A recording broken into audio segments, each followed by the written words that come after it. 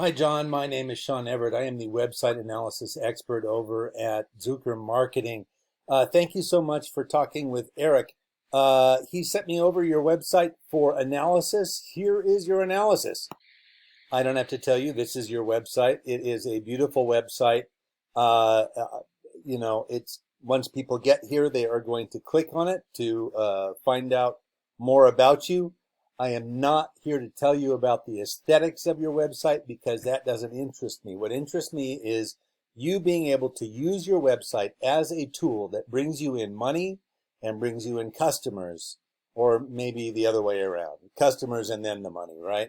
So the first thing I'm going to tell you is that I looked at your website using a diagnostic tool that I have, and then the second thing I did was go and look at it using a Google search. Now, here is a Google search, and I'm going to explain to you a little bit about how Google works. Google, as we all know, is the gorilla in the room, and when the gorilla wants to dance, you dance. Google has an algorithm that determines the way that things are listed, the order in which things are listed. Now, this first area here is what we call the map pack because they're attached to a map. And the way you get on the map pack is actually quite simple. You go to Google and you fill out a Google business profile. That's like a Facebook profile except for your business. They're going to ask you what year you started your business, your specific address, the website. There's going to be some tick boxes that you can use for on-site services, online estimates, some other things too. Make sure that you have absolutely everything filled out there. Fill it out to the max. Every blank that there is possible, fill it out. If you're not sure what should be in it, put something in and they'll tell you if it's wrong. Just make sure that it is thorough because the Google algorithm likes thorough. Now next, after that, after the map pack, we have what we call the organic search results. Now, those are completely and wholly determined by the Google algorithm. These are too, but after you have done the Google business profile. This is just about the Google algorithm. Now, the number one listing here is the GAF company who makes the roofing materials. But number two is the first company in Austin that is an actual roofer. I'm going to show you their website so you can see it. There it is. And I'm going to take your website and I am going to cut and paste it into this word counter that I have, just an internet word counter. 724 words. Now I'm going to go do the same with them. Cut and paste. And you can see that they have 2,593 words. Now that's a lot of words, but I can tell you that Google rewards that because Google loves content. Content is king at Google, but it's not just any content. You don't want to go into your website and type the word donut 2,000 times. What you want to do is have words that are relevant to your industry. Now, Google doesn't know what your industry does. It only knows what words are in your industry because it knows what other sites come up when somebody Googles for your, let's say they Google for shingles in Austin, or roofers in Austin. They know that several companies come up with that, and then they take all of those sites, they mix all the words together and see which ones are most common. That's how you get a keyword. Now I'm going to show you your site using this paid analytical tool that I have. No, my tongue did not want to work on that one. You have 4 backlinks. The strength of your site is 1.9. Your keywords are 79. And this is kind of what I was just talking about. All words are not equal. Your 724 words, it would be great if you could beat the 2,593 with just one more, but you don't necessarily have to do that to get near the top of a Google search. Now, the top of a Google search is going to reward you in other ways. I'm going to show you how in just a moment. The first thing is, let's see here. The first thing is, there you go. There's Kid Roof. This is the same analytical tool that I use with you. This is them. Now, the backlinks they have are 3,100. You have 4. The keywords they have are 1,800. You have 79. And let's get into that. And I'll show you at the end what this all means, how you are missing out on an opportunity here.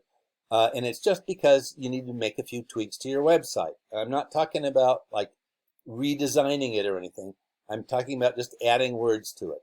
And you can do that in a variety of ways. Now, here are organic keywords.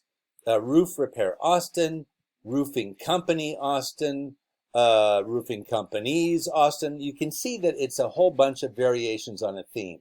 Now, you know, if you go to Google and you type in red balloon manufacturer, that you're going to get a place that manufactures red balloons. But you can also type in factory that makes red balloons.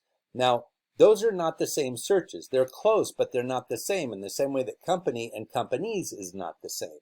So what you want to get is as many options as there could possibly be for somebody to find your company in a Google search and have that be on your website. So, you know, for instance, roofing company, roofing companies, something about gutters, something about shingles, something about tile roof, something about TPO. You know, there's so many words in your industry that you can put on your website that will make a difference. And not only that, but you also have a whole slew of communities around you that if somebody who lives in Jollyville really loves Jollyville and they want a Jollyville roofer, all you have to do is put best roofer in Jollyville on your website, and when they type that in, you will come up. Now, let me show you something. I'm going to see if you have the best roofer in here. Let's see. I typed in the word best to search for that. You have best for you and best results. What I would suggest is that somewhere on your website, you put best roofer in Austin. And I would not suggest you put and the surrounding areas. I would suggest you actually list those areas somewhere. Make a page, a back page that doesn't necessarily even have a link to it. That somebody, you can put in Pflugerville, best roofer, and Manor, best roofer. All of those communities can benefit because if they decide to Google for a good roofer, you're going to come up, which is probably something that you'll have over Kid Roof. Now, the next thing I'm going to tell you about are the backlinks. Backlinks are where another website refers to your website. You have 4. I'm not going to show you those. I'm going to show you what Kid Roof has. They have, what was it, the number again? 3,000. They have 3,000. And not all of them are useful. The ones that are in the 90s, anywhere from the 60s to the 90s, are useful. 90s are better, obviously. They somehow have gotten onto Wikipedia. They're in Homestead, Crunchbase, Expertise.com, Yellow Pages, Super Pages. I don't see Angie's List here, so that would be a good opportunity for you. Dex knows. Any site that is well rated is one that you can be on. And a good rated site is one that people actually refer to for references. You would go there, like I go to Wikipedia, several times a week to figure out what something is. So that means that it is a higher rated site. That's what this thing is. This is the DR, the domain rating. So the domain rating means that a lot of people go there. You want to get sites that a lot of people go to. I know Angie's List is a paid listing. I think it is anyway. But, it's probably not a bad one to be on. The other, and I have no connection to Angie's List, forgive me. Yellow Pages is an easy one to get on. Super Pages is an easy one to get on. I think there's one called WP.com, which is, the abbreviation for Yellow Pages. And any of those that you can get on would be good for your rating, because the rating is what's going to determine where you're going to end up in a Google search. Now, the final thing I'm going to show you is the result of these two numbers together. These are the backlinks. These are the keywords. This is the traffic you had this month. You had 3 clicks this month, and I clicked on you to see your website. So that means you had 2 clicks other than me. So what I'm going to show you now is Kid Roof. They had 5,800 clicks from a Google search, and that is because of their backlinks and their keywords. The backlinks and keywords determined where they are on the Google search results. So you want to be higher in the Google search results than you are, because you know that some guy with a Dorito in one hand and a mouse in the other is not going to go much past the related searches. He's going to say, oh, well, this is the bottom of the searches. Now, you and I both know that you can go further if you wait a moment, but anything above that, let's see here, Wilson, Longhorn, Forbes, I don't see you on the anywhere above here. So the higher to the top you are, the more hits you're going to get. The more hits you're going to get, the closer to 5,000 that you get. You don't have to get to 5,000. You can get to, 500, and it will still be better, because the odds of you getting an estimate from that higher amount of number is much better. And more estimates means more customers, more money in your pocket. And that's all due to how you list yourself, how you satisfy the Google algorithm to get on the Google website. Now, a bunch of these things are things you can do yourself. You can certainly go fill out a business profile. You can certainly go and look for the keywords. You can figure out a bunch of the keywords yourself. You know the words of your industry. I do not necessarily. You can also figure out where your competitors are listed, what sites they're on. Just, type in like, here we go. I'm going to show you right now, kidroof.com.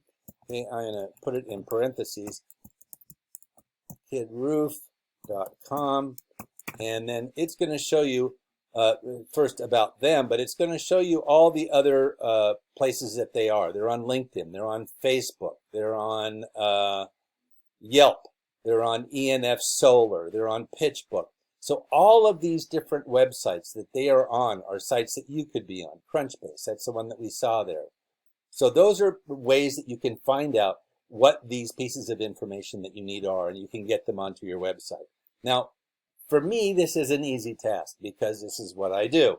But for you, it might not be so easy. I'm going to assume that you want to spend more time roofing than you do trying to, dive into the guts of your website. And that's where I think Eric can come in handy. If any of the things that I've told you today, any of the tips I've given you are going to be helpful to you, I appreciate very much that they will be. And I also, if getting this stuff done is something that you would like Eric to help you with, give him a call and he can walk you through the next steps. Thank you so much for watching. I hope I was helpful. You have a great day.